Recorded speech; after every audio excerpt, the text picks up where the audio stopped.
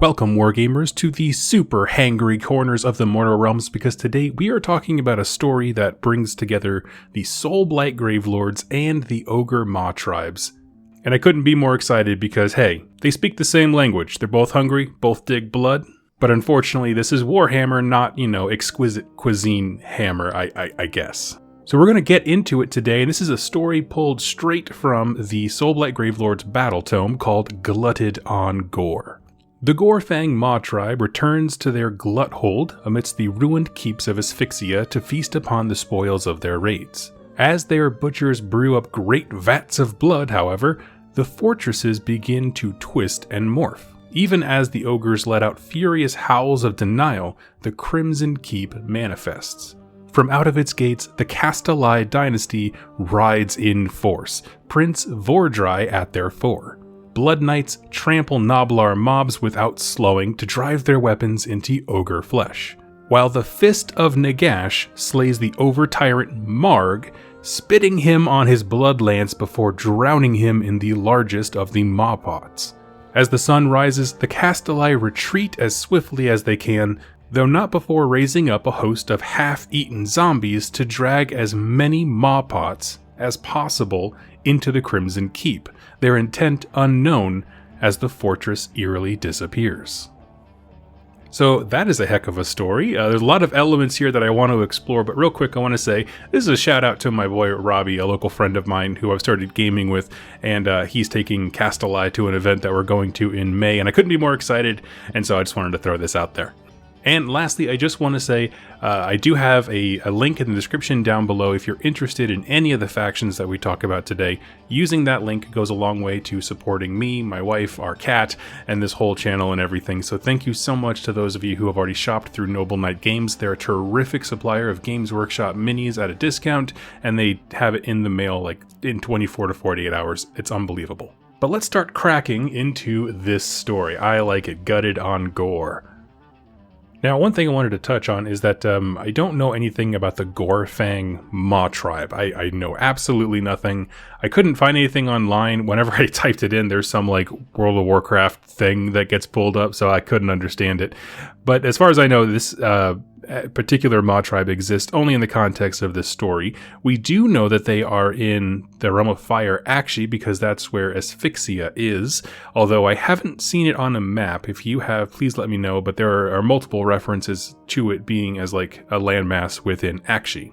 That is the Realm of Fire. Now, as far as how Ma Tribes operate, we know that they tend to do this like spiraling pattern of going out and getting food. They basically do these raids and then they bring all the stuff they found. They eat it on the way, of course, but then they bring the choicest cuts back home, and their shamans, for lack of a better word, the butchers, will put together a grand feast. And for them, eating and cooking and that kind of stuff is intertwined almost with their religion, their view of Gorkamorka, their view of the giant maw that just consumes things. So their hunger is such a deep part of their worldview and their values and all these kinds of things that they manifest it with these maw pots, which are ceremonial as well as practical for cooking food. To their detriment, they have set up shop in an abandoned fortification. So one of the things we get a sense of, and this comes from the Soublight Gravelords section on the Kastelai Dynasty, I'm going to explain that in a second, but essentially the most dangerous place in the Mortal Realms is just old ruins is not safe, because at any given point, the Castellai can appear there at old ruined fortifications specifically. It's a little specific, but it's a Games Workshop IP. There's fortresses everywhere, skulls aplenty, it's kind of just everywhere. Wherever plot requires, there be skulls. And I'm sure that this, Ma Tribe is probably there for a very long time, and all of a sudden, boom, there's a bunch of vampires ruining your day. So let's put a pause there and let's talk about the Castellai themselves. They make up one of the more notable formations of Soublight Gravelords. So a lot of the Mortarchs will have, their little, so I'm thinking specifically Manfred and Neferata will have their own little coterie of leaders and sires and that kind of stuff. And they'll, sire more vampires below them and have their little courts and stuff. The Castellai stands apart as, instead of the politicking and that kind of thing of normal vampires, we believe in martial pride and only martial pride. I mean, they can play the government game as much as anybody else, in terms of like the political gains and that kind of thing within the court, but it's always brute force that is what they offer. It is a martial culture first, more than anything else. And what's interesting and what makes them unique is that they take in all kinds. So it doesn't matter what your lineage as a vampire is, it could have been, I don't know, any kind of accidental weird thing that turned you into a Soublight, I don't know. Or maybe you were turned into a vampire, but you just really, really hate the people who are in charge of you. Like maybe you don't like working under Neferata's 15th middle manager in the aristocracy. Maybe you want to do something on your own. And so you can leave your coven, so to speak, the vampire coven, and move to the Kastelai Dynasty because they will take in anybody and their life is dedicated to perfecting the art of war.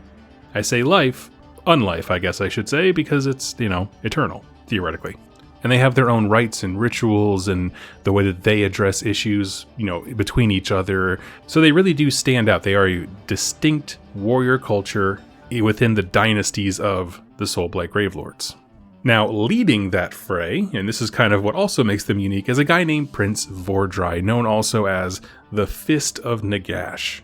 To make his story short and sweet, he is a remarkably well-trained Soublight Gravelords vampire who rides a zombie dragon and just goes around wrecking face. He's kind of like, Nagash's go-to guy for really just crushing something. Not a long, protracted military campaign like, say, Kragnos, but if you just need someone bloodied a bit, you can send in Prince Vordry.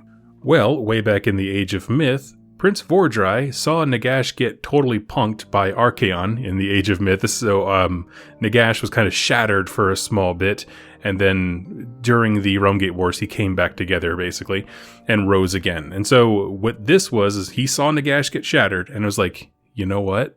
This is my moment. If I make my way to Nagash's body and I, destroy his remnants, maybe I can just break him. And so, basically, he wants to kill Nagash. He sees it, this opportunity that would never otherwise happen, and so he decides to act on it, and he makes a beeline through his own army directly to Nagash. So, of course, it's at the center of the fighting, of course, as well. I mean, Archaon, the Ever-Chosen, is right there.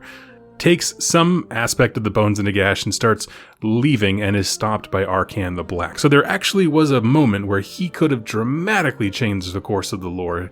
He would have been the ultimate backstabber if possible, but again, he's just playing the game like Nagash has designed it. Seize power, take control by any means necessary. So Archaon the Black puts him in basically a Realmstone coffin and just seals him away until Nagash comes back, which he does. It takes the entire Age of Chaos into the, the Age of Sigmar, and eventually Nagash wakes up and basically is kind of the way Nagash always does, where I need to punish you, but I need to punish you in a way that serves me, a practical punishment. And so we see this with a lot of the Night Haunt. There's lots of just inverting of their morals and their values. With Prince Vordry specifically, Nagash basically made him a lapdog. So he chained, by magic I should say, Prince Vordry to the Crimson Keep, a giant castle.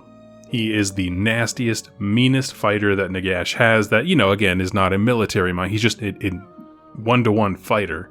But now he's stuck chained to a castle. Well, how does that work? Well, essentially, to make him useful, Nagash will allow the Crimson Keep to move from place to place. And it always seems to end up at old abandoned fortifications and old ruined cities, that kind of thing. Wherever there's ruins, the Crimson Keep can at night suddenly weirdly ghostify appear. The doors open and the Kastelai Dynasty come rushing out headlong, charging any single thing that they can, killing, and they're done by the morning because they have to go back to the keep, and then the keep leaves again. So that is a super brief explanation of these guys.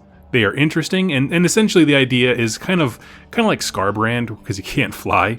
Khorne just hurls Scarbrand wherever he's needed to go sort things out really quickly in a pinch, right? They don't like each other. It's not like they're working together or anything. Khorne and Scarbrand don't like each other. But in this case, it's Nagash hucking the Crimson Keep wherever he needs Vordry to go mess something up. Why it has to be in ruins, I'm not particularly sure, but, you take the good, you take the bad. And so I wanted to end this video out talking about why I think this story is particularly cool.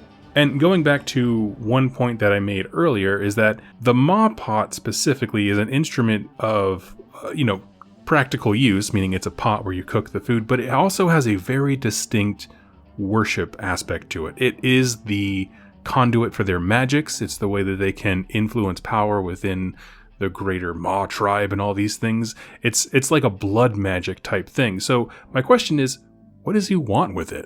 Like, and there's a lot of answers here. It could be benign. It could just be like, well, I like to drink blood, and here's a big old pot of it. I mean, it could be the most basic.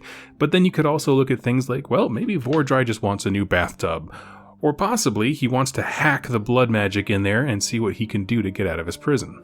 Now, it's noted in that story that he has become a very patient hunter, so to speak. He's not in a huge rush. Nagash has fallen yet again because of the actions of Teclis, but he's not in a rush to do like a second, backstab so quickly. Nagash would be anticipating that, so it's just a matter of, like, playing his cards. He's playing the long game. He's being a little bit smarter this time, I suppose. And the idea that the maw pots might have something to do with it might be interesting. I mean, heck, maybe it's to bring Nagash back, hoping he can earn his freedom again. I don't know.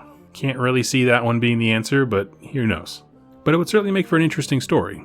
I do like the idea of, like, so with Castellai, they're almost all vampires. Their shtick is that they can take Soublight Gravelords, what are they called? Blood Knights, just the vampires on horseback, take those as battle line.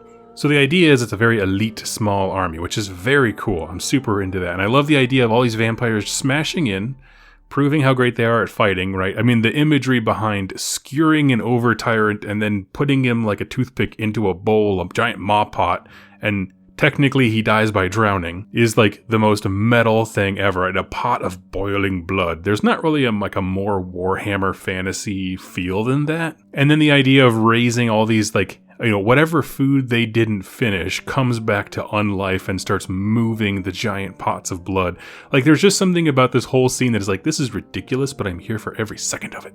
If you have a particular engagement between vampires and another, faction within the game, I'd love to hear about it. So leave it in the comments down below. What'd you think of this story? What do you think he's going to do with those maw pots? I would love to see some crossover with destruction more.